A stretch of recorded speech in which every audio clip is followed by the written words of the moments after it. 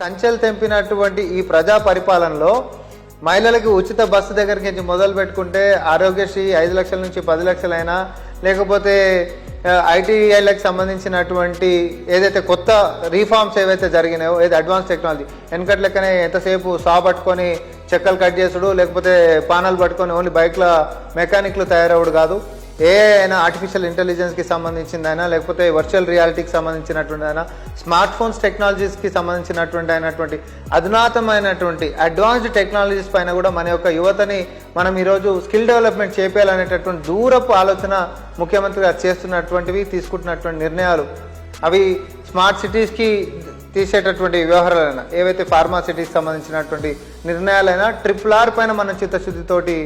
ఏది ముందు కేంద్రం పైన మన రిక్వెస్ట్లు అయినా లేకపోతే దీర్ఘకాలికంగా ఉంటున్నటువంటి సమస్యల పరిష్కారం కేంద్రంతో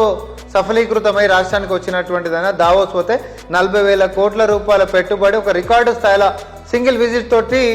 ఇన్వైట్ చేసుకునేటటువంటి పరిస్థితి దాకా కూడా అన్ని పాజిటివ్గా క్షేత్రస్థాయిలో లేనటువంటి వాళ్ళకి ఆకలితో అలమటించేటటువంటి వాళ్ళకి ఉపాధి కోసం కూడా ఈరోజు పొద్దున్న లేస్తే కష్టం చేసుకుంటే తప్ప పూట గడవదు పిల్లలకు తిండి పెట్టలేనటువంటి వాళ్ళకి ప్రాధాన్యతతో ఈ ప్రభుత్వం ముందుకు పోతా ఉంది. ఈరోజు కూడా మీరు చూసిరు